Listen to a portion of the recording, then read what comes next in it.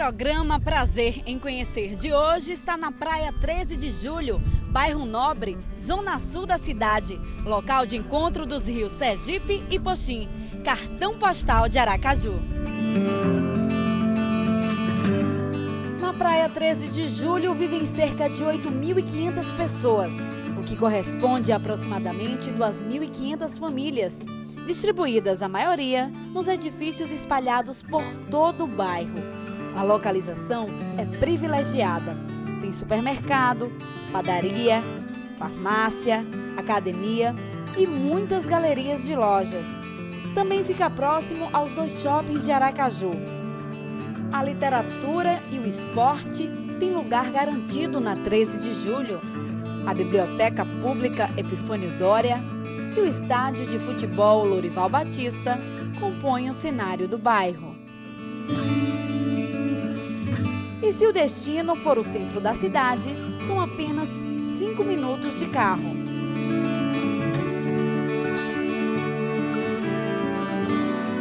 O calçadão da 13, como é conhecido, é lugar ideal para a prática de atividades físicas. Passear, namorar e até mesmo descansar faz parte da programação. Do mirante, dá para ficar apreciando a paisagem e se esquecer dos problemas.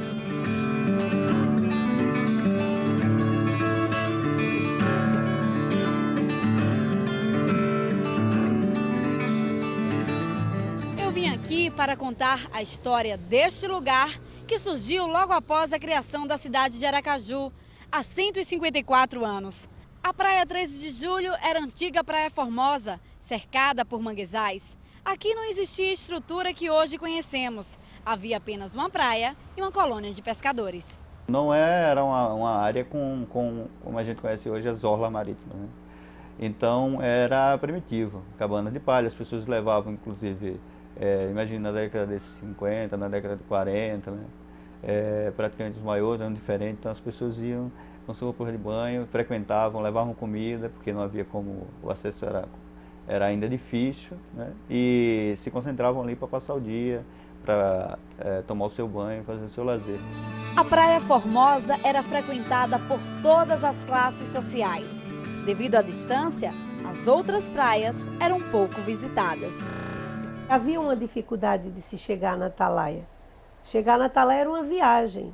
As pessoas aqui veraneavam na Atalaia, não é? Veraneavam se mudando. Tanto que até hoje na Atalaia a gente ainda tem um número muito grande de casas que são casas de veraneio, que foram construídas por pessoas que residiam em Aracaju, mas com as férias escolares se mudavam e praticamente de dezembro a março, fevereiro, março, ficavam na Atalaia. Então eles levavam a mudança. Eles se mudavam, iam para a Atalaia.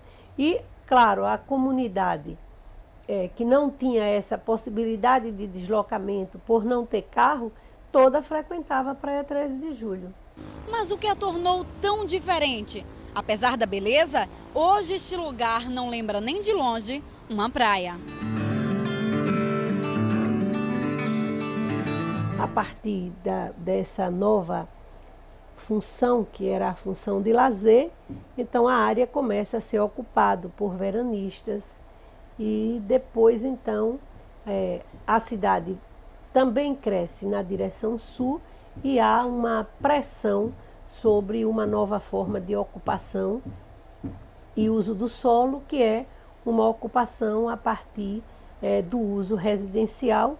A ocupação intensa da Praia 13 de Julho e a poluição do estuário do Sergipe, né, dos esgotos com os canais, tornou aquela área não balneável, né? E isso aliado à existência de uma nova opção, que era a Atalaia. A partir da década de 80, prédios luxuosos foram sendo construídos no local, que também ganhou um calçadão bem equipado. Hoje, a Praia 13 de Julho possui um dos metros quadrados mais caros da capital sergipana. As mudanças que aconteceram no bairro 13 de Julho, de intensificação da ocupação, de valorização do solo, de especulação imobiliária, tudo isso é fruto de uma dinâmica urbana maior que corresponde à dinâmica da cidade de Aracaju. Com o processo de expansão urbana e essas áreas se tornaram mais comerciais, então a população vai se deslocando para outras áreas da cidade. Nesse caso, a 13 de julho, por conta exatamente desses atrativos naturais, né? A visão do mar, da foz do rio, que eram atrativos para habitabilidade, em termos de paisagísticos, né? Oferecia maior conforto paisagístico. E nesse sentido, ela foi sendo ocupada por uma elite, né? Que valorizou bastante a ocupação do solo e posteriormente a gente tem o que hoje se configura na Praia 13 de Julho, um bairro de elite e verticalizado. Com o acesso mais fácil para as outras praias, a Praia Formosa vai ficando em segundo plano. O que faz a Praia 13 de Julho perder o seu glamour enquanto praia é a abertura, a construção da ponte sobre o rio Poxim e a abertura de uma via até Atalaia, que, claro, que vai possibilitar uma praia marítima. Não é o oceano, é o mar aberto que você tem na Atalaia. Então você não vai comparar, não é, a possibilidade de você usufruir do mar aberto, do oceano, para uma praia estuarina. Então, a possibilidade de chegar até a Atalaia e a definição de linhas de ônibus para a Atalaia diminui um pouco a força da Praia Formosa. A população passa, então, a procurar a Atalaia. Hoje, o bairro 13 de Julho dá ar de metrópole à cidade de Aracaju. Sua área comercial supre quase todas as necessidades de quem vive ali. A maioria, mulheres idosas de classe alta. Por ser ocupado por uma classe com uma renda média entre 10 e 20 salários mínimos, né? Ali se configurou um montão de serviços, né? Vários serviços especializados para uma classe mais abastada, né? A gente tem um dos grandes hipermercados da cidade localizado no bairro, temos as galerias com produtos mais sofisticados e mais caros ofertados para aquela população, e também outros serviços em termos de restaurantes, academias, cursos de idiomas voltados para essa população mais abastada. Então ali, se a gente pegar o eixo da Francisco Porto, Salgado Filho, 13 de Julho, a gente tem ali um novo subcentro em Aracaju. Já deu para conhecer um pouco a Praia 13 de Julho, mas por que esse nome, 13 de Julho? É o que vamos descobrir mais adiante. Primeiro, vamos saber das pessoas se elas conhecem essa história. Você sabe por que esse bairro recebe esse nome, 13 de Julho? Pela praia, pelo nome da praia, 13 de Julho. Não sei não. Você responder não, viu? Depois que tornou 13 de julho, não sei informar não. Eu sei que antigamente era Praia Formosa. Não faço a mínima ideia. É homenagem ao bairro. É uma coisa tradicional, é uma coisa que vem de épocas. O nome 13 de Julho surge em 1982. Uma homenagem à revolta tenentista ocorrida em Aracaju em 13 de julho de 1924. Tenentismo foi o nome dado ao movimento político-militar e à série de levantes feitos por tenentes do Exército Brasileiro no início da década de 20. Os militares, eles se proclamavam os defensores da República, né? E na visão deles, a República estava sendo deturpada. Por quê? Porque a gente sabe que havia os chamados o coronelismo, né? Então, as eleições elas não eram propriamente democráticas. Os candidatos sempre eles eram indicados pelas oligarquias e esses candidatos venciam. Então, os militares estavam insatisfeitos com isso. Essa é uma das explicações. E eles acreditavam que apenas eles, que haviam proclamado a República, seriam capazes de instaurar realmente essa república democrática e moral. Era um movimento cujo sentido do movimento tenentista caracterizava uma luta contra as oligarquias, uma possibilidade de modernização do país, a ideia contra o voto de cabresto, algumas questões que se colocavam como eminentes, tanto de modernização política quanto modernização das estruturas mesmo, de poder do Brasil, eles questionavam. Em 5 de julho de 1922, acontece a primeira revolta tenentista no Forte de Copacabana, no Rio de Janeiro. Os militares eram contra o presidente Epitácio Pessoa. Tudo isso acontece em meio a uma série de intrigas nas quais estaria sendo colocado em jogo aí umas cartas falsas que teriam sido escritas por Arthur Bernardes. Então, a classe militar estava se sentindo humilhada por essas cartas. O Marechal Hermes da Fonseca, que era um militar muito bem visto pela classe, era chamado, por exemplo, nessas cartas de generalão sem compostura. O que ele tinha nessas cartas, professora? Basicamente, seria humilhações às classes militares. Tentando colocá-las no seu lugar, que política não era para os militares e tudo mais, enfim, e insultando de alguma maneira os militares. Então eles se viram, se inflamaram e alguns resolveram revoltar o Forte de Copacabana. A revolta logo foi vencida. Os que se rebelaram foram presos, mas não se conformaram. O resultado negativo contribuiu para um descontentamento ainda maior.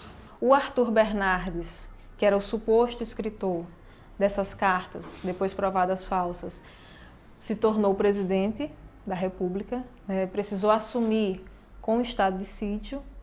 Então, a situação estava ainda mais difícil, porque justamente essa figura que as classes militares detestavam se tornou o presidente. E ele foi eleito dentro dessa máquina eleitoral, de acordo com as regras do coronelismo. Então, para os militares, ele não foi eleito democraticamente. Em 5 de julho de 1924, acontece uma nova revolta militar, dessa vez em São Paulo. O propósito era o mesmo, moralizar a República e retirar Arthur Bernardes da presidência. Os militares entendiam que eles eram os únicos, puros o suficientes e competentes para administrar o país. Então, eles queriam retirar Arthur Bernardes e se colocar no lugar dele. A gente vai a um breve intervalo. No próximo bloco você fica sabendo como aconteceu a revolta tenentista em Aracaju.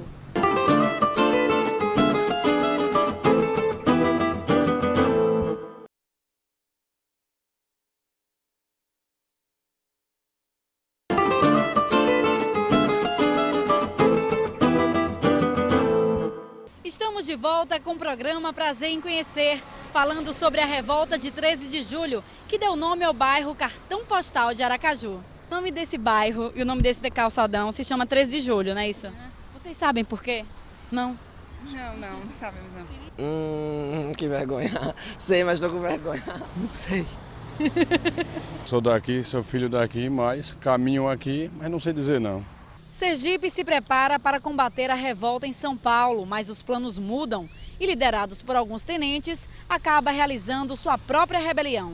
O governador do estado à época, Graco Cardoso, chamou o comandante do 28BC, e depois de conversar com o comandante, falou com o presidente Arthur Bernardes e disse que Sergipe estava completamente disponível para ir para São Paulo.